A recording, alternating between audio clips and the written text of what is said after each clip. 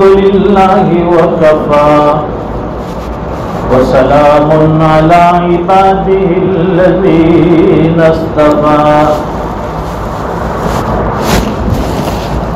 خصوصا على أفضلهم وخاتم النبيين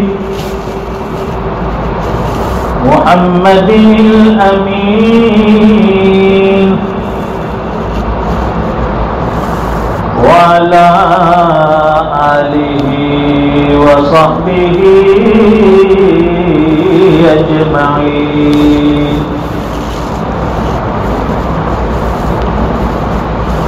أما بعد فأعوذ بالله من الشيطان الرجيم. بسم الله الرحمن الرحيم.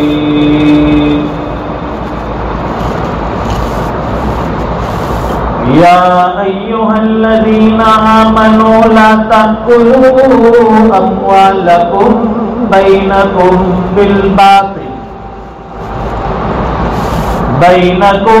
بالباطل إلا أن تكون تجارة عن تراض منكم صدق الله العظيم وصدق رسوله النبي الأمي الحبيب الكريم ونحن على ذلك لمن الشاهدين والشاكرين والحمد لله رب العالمين. اللهم صل على سيدنا ومولانا محمد وعلى آل سيدنا محمد وبارك وسلم. بزرگوں اور دینی بھائیوں، مذہب اسلام ایک مکمل دین ہے اور اس کے ہر شعبے میں الگ الگ احکام ہیں. انسان کی زندگی کے جو الگ الگ طرق ہیں، راستے ہیں، شریعت نے ہر راستے کے مسائل اور احکام رکھے ہیں. اگر کوئی آدمی تجارت کرتا ہے اس کے مسائل ہیں، کوئی کاشتکاری کھیتی باڑی کرتا ہے اس کے مسائل ہیں، کوئی دکانداری کرتا ہے اس کے مسائل ہیں، کسی کی کپڑے کی تجارت ہے اس کے مسائل. جو بھی حلال پیشہ ہوگا، جو بھی ذریعے آمدنی ہوگی، شریعت نے سب کے مسائل اور احکام بیان کیے. اسلام نے ویسے ہی نہیں چھوڑ دیا کہ منمانی زندگی گزارو، جس طرح چاہے کماؤ، جس طرح چاہے خرچ کرو. شریعت نے احکام بتائے، حدود بتائی. فلاں تجارت اس طریقے سے کرو گے تو آپ کے لیے جائز ہوگا، فلاں کاروبار اس طرح سے کرو گے آپ کے لیے حلال ہوگا.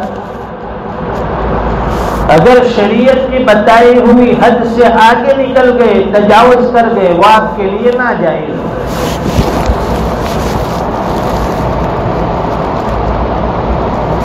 دیکھیے، مدارس اسلامیہ میں کتاب پڑھائی جاتی ہے جس کا نام ہدایہ ہے. وہ 4 جلدوں میں ہے، 4 حصے ہیں اس کے، بڑی ضخیم کتاب ہے. اس کا پہلا حصہ، اس میں ساری عبادتیں آ گئی، نماز کے احکام اس میں آ گئے، روزے کے احکام بھی اس میں بیان کیے گئے، زکات کے مسائل بھی کھول کر بتائے گئے اور حج کے جو احکام ہیں وہ بھی بتائے گئے. ایک جلد میں ساری عبادتیں آپ کو مل جائے گی. پہلا حصہ اس میں ساری عبادتیں آ گئی. تو بھائی باقی 3 حصے تو فرماتے ہیں باقی 3 حصے جو ہیں یہ معاملات ہے، یہ معاشرت ہے. معلوم ہوا کہ ایک حصہ عبادت ہیں اور دین کے باقی جو حصے ہیں 3 وہ سارے معاملات، معاشرت، اخلاق، لین دین، تجارت، کاروبار، بزنس. ہم یہ سمجھتے ہیں نمازی بن گئے دین پر عمل ہو گیا، یہ سمجھتے ہیں زکات ادا کر دی ہم دیندار بن گئے، رمضان کے روزے رکھ لیے تو ہم نے جنت کما لی، اور اللہ کے دیے ہوئے مال میں سے حج ادا کر لیا تو سمجھے حاجی بن گئے. ارے بھائی یہ تو ایک حصہ دین کا ہے، اس پر عمل ہوا ہے، نماز، روزے، زکات، حج. شریعت کے ایک حصے پر عمل ہوا، باقی 3 حصے بڑے تفصیل سے ہیں. اس میں سارے معاملات، سارا دین، سارے اخلاق، لین دین سب آ گیا، لیکن اس پر کسی کی توجہ نہیں ہے. ہم لوگ نمازی آدمی ہیں اسے دیندار سمجھتے ہیں کہ بڑا دیندار آدمی ہے. بھئی آپ نے کس بنیاد پر کہا تھا کہ بڑا نمازی ہے، بڑا دیندار ہے، بڑا اللہ کے راستے میں چلنے والا ہے؟ کسی کو پابندی سے رمضان کے یا اسی طریقے سے ہر مہینے کے 3 دن کے روزے رکھتے ہوئے دیکھ لیا ایام 20 کے، بڑا عبادت گزار ہے، ہاں مسلسل روزے رکھتا ہے. بھائی اچھی بات ہے روزے رکھنا. کوئی زکات اللہ کے راستے میں خوب لٹا رہا ہے، لاکھوں کی تعداد میں غربا آ رہے ہیں، دے رہا ہے، سب کی ضرورتیں پوری ہو رہی ہے، خیرات کر رہا ہے، صدقے دے رہا ہے. ٹھیک ہے، اللہ کے راستے میں خرچ کرنا یہ بھی ایک عبادت ہوگی. حج پہ حج کیے جا رہا ہے، 1 حج، 2 حج، 10 حج. بھائی کیوں؟ کہ میں حاجی کہلاؤں. یہ اچھی عبادت ہے. نماز، روزے، زکات، حج یہ سب ادا کرنے والے کو ہم عابد کہتے ہیں، عبادت گزار سمجھتے ہیں، دیندار سمجھتے ہیں کہ یہ بڑے دیندار ہیں. لیکن تجارت میں اگر کوئی آدمی عمل کر کے بتائے اسے ہم عابد نہیں کہتے. کوئی شریعت کے مطابق تجارت کرتا ہے یہ بھی عبادت کا ایک حصہ ہے. دین کے احکام کے مطابق کاروبار کر رہا ہے یہ بھی عبادت کا ایک حصہ ہے. اپنے اہل و عیال کے لیے حلال اور جائز طریقے سے کما رہا ہے یہ بھی عبادت کا ایک حصہ ہے. یہ نمازی کو آپ دیندار کہیں گے، روزے دار کو دیندار کہیں گے، تو جو معاملات جس کے اچھے ہوں، جس کا رہن سہن اچھا ہو، جس کے اخلاق اچھے ہو، جس کا برتاؤ اچھا ہو، جس کا کردار اچھا ہو، وہ ضرور عبادت گزار اور دیندار کہلائے گا. ہم لوگ صرف نماز کو عبادت نہ سمجھے، عبادت کی دوسری چیزیں ہیں، شریعت پر عمل کرنے کے دوسرے بھی احکام ہیں جس کی طرف ہماری توجہ نہیں ہے. بہت سی ایسی چیزیں ہیں جس کو ہم دین نہیں سمجھتے، جس کو ہم شریعت نہیں سمجھتے. حکیم الاسلام مجدد ملت، حکیم الامت مجدد ملت حضرت مولانا شاہ اشرف علی تھانوی رحمۃ اللہ علیہ کے خلیفہ، جن کو حضرت نے اجازت دی تھی، بیعت کی اجازت دی تھی کہ آپ دوسرے کو بیعت بھی کر سکتے ہو. اتنی بڑی ذمہ داری. ایک مرتبہ وہ حضرت کی خدمت میں ملنے کے لیے حاضر ہوئے اور ساتھ میں اپنے ایک بچے کو بھی لائے. ملاقات کے بعد خیر خیریت معلوم کرنے کے بعد حضرت نے پوچھا کہ اس بچے کی عمر کیا ہے، تو بتائیں کہ اس کی عمر 13 سال ہے۔ تو حضرت نے پوچھا کہ تم ریل گاڑی میں آئے ہو، ٹرین سے آئے ہو، تو اس بچے کا پورا ٹکٹ لیا یا آدھا لیا؟ وہ کہنے لگے کہ حضرت آدھا ٹکٹ لیا میں نے۔ تو حضرت نے فرمایا قانون یہ ہے کہ اگر بچہ 12 سال سے زیادہ ہو، 12 سال مکمل ہو گئے، تو اب حکومت کا یہ قانون ہے کہ اس بچے کا ٹکٹ پورا لیا جائے۔ پھر تم نے اس کا آدھا ٹکٹ کیسے لیا؟ وہ کہنے لگے کہ حضرت اصل میں اس کی عمر تو 13 سال ہے، لیکن یہ دکھنے میں 12 سال کا ہے، اس لیے میں نے آدھا ٹکٹ لے لیا۔ ہوتے ہیں بعض چھوٹی قسم کے لوگ، عمر کا پتہ نہیں چلتا ہے۔ تو حضرت نے فرمایا کہ جب اس کی عمر 13 سال ہو گئی اور اس کا پورا ٹکٹ لگتا ہے اور تم نے اس کے باوجود آدھا ٹکٹ اس کا لیا، معلوم یہ ہوا کہ ابھی تمہیں تصوف کی ہوا بھی نہیں لگی ہے، آپ نے جو خلافت عطا فرمائی تھی واپس لے لی، کہ کوئی حق نہیں بنتا جو دین کے مسائل پر عمل نہ کرے، جسے حلال اور حرام کی تمیز نہ ہو، حلال اور حرام میں امتیاز نہ کر سکے، فرماتے ہیں کہ وہ آدمی تصوف اور سلوک کے لائق نہیں ہے۔ حضرت نے دی ہوئی اجازت واپس لے لی، خلافت واپس لے لی۔ ہم تو اس کو کچھ سمجھتے ہی نہیں، اور بغیر ٹکٹ کے بھی ٹرین میں سفر کرتے ہیں اور کالر پکڑ کر بتاتے ہیں کہ آج تو بغیر ٹکٹ کے سفر کیا، کوئی پی سی کوئی گولی کوئی چکر نہیں ہے، حرام کام کر رہا ہے، اور وہ چھاتی ٹھوک کر سینہ ٹھوک کر۔ یہ کہاں گئی ہماری غیرت ایمانی؟ یہ ہماری حمیت کہاں گئی؟ حلال حرام میں امتیاز ختم۔ علماء نے تو یہاں تک لکھا ہے کہ اگر آپ نے ریل کا کوئی سفر بغیر ٹکٹ کے کیا، مثلا آپ دہلی سے یہاں آ رہے ہو سورت کے لیے، آپ کا ٹکٹ آپ کو بروڈا تک کا ملا ہے، سورت تک کا نہیں ملا۔ اب آپ نے بروڈا تک سفر کیا، آگے سورت آنا ہے، اسی ٹرین سے آپ سورت تک آ گئے، تو بروڈا سے سورت کا آپ کا سفر یہ بغیر ٹکٹ کے ہوا، ناجائز اور حرام ہوا۔ لیکن ہم اس کو ناجائز نہیں سمجھتے، ہم تو سمجھتے ہیں کہ ٹکٹ تو لیا تھا، تھوڑا آگے اور بڑھ گئے، اس میں کیا بڑی بات ہوئی؟ نہیں، علماء نے لکھا ہے کہ اگر اتنا سفر آپ نے بغیر ٹکٹ کے کیا ہے، آپ سورت اترنے کے بعد پھر سے جس ٹرین سے آئے ہو، اگر وہ ایکسپریس ہے تو آپ کو سورت سے بروڈا تک ایکسپریس کا ٹکٹ لینا ہے، سپر فاسٹ ہے تو سپر فاسٹ کا ٹکٹ لینا ہے، اور وہ ٹکٹ لے کر اس کو چاک کر دیا جائے، پھاڑ دیا جائے کہ اتنے پیسے حکومت میں آپ نے جمع کر دیے۔ آپ نے جو سفر کیا تھا وہ ناجائز اور حرام نہیں ہوا، لیکن اس کی طرف ہماری کوئی توجہ نہیں۔ حقیقت امت مجدد ملت حضرت مولانا شاہ اشرف علی تھانوی رحمۃ اللہ علیہ کے یہاں معاملات کے اوپر بڑی پابندی تھی۔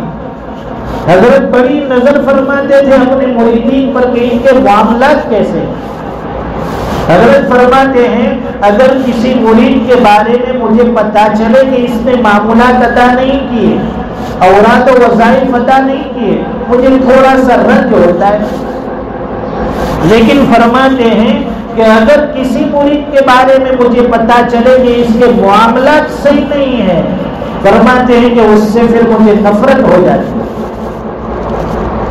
حضرت کا خود یہ معمول، حضرت کے جتنے مریدین تھے جب وہ ریل سے سفر کرتے تھے تو ریل کا جو چارج ہوتا ہے کہ بھائی ہر ٹکٹ کے اوپر اتنا سامان فری اور اس سے زیادہ ہو تو آپ کو اس کے وزن کے برابر کرایہ دینا ہے، تو جتنے بھی حضرت کے مریدین تھے اگر اس وزن یعنی فری سے زیادہ سامان ہوتا ریلوے اسٹیشن پر جہاں وہ دفتر ہوتا، جہاں سامان کا وزن کیا جاتا، وہاں لائن میں قطار میں کھڑے ہوتے، لوگ سمجھ جاتے کہ اس کا تعلق تھانہ بھون سے ہے، یہ حضرت تھانوی رحمت اللہ علیہ کا مرید ہے۔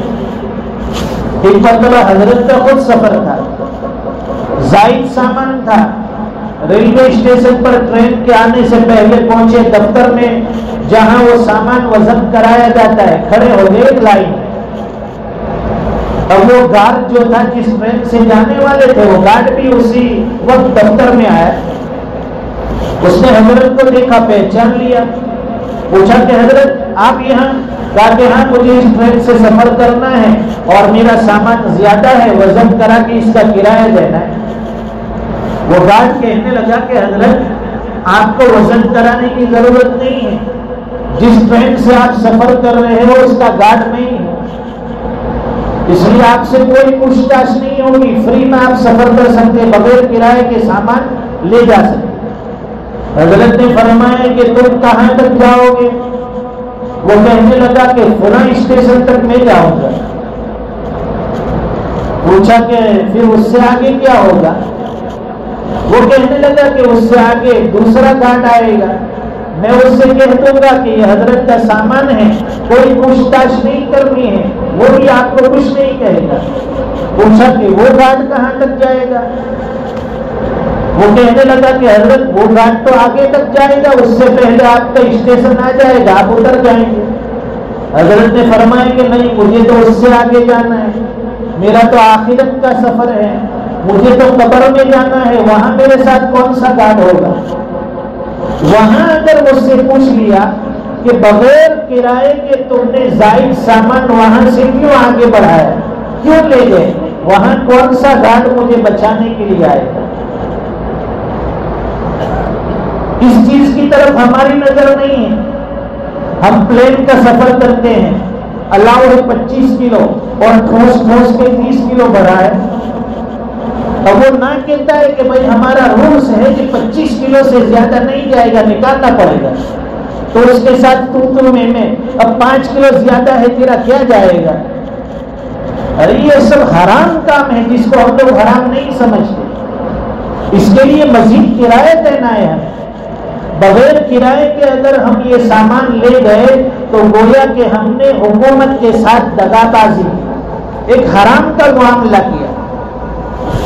دارالعلوم دیوبند کے صدر مدرس حضرت مولانا محمد یعقوب نانوتوی رحمۃ اللہ علیہ، جو حضرت تھانوی رحمۃ اللہ علیہ کے بھی استاد ہیں، فرماتے ہیں کہ ایک مرتبہ ایک جگہ دعوت میں گیا، چند لقمے کھا لیے، اس کی کمائی مشکوک تھی، جس آدمی کی دعوت تھی اس کی کمائی مشکوک تھی، فرماتے ہیں کہ اس کا اثر یہ ہوا کئی دنوں تک دل میں ظلمتیں اور دل میں بے چینی لگی رہی، اور بار بار دل میں گناہوں کا داعیہ اور جذبہ پیدا ہوتا رہا کہ فلاں گناہ کر لوں، فلاں گناہ کر لوں۔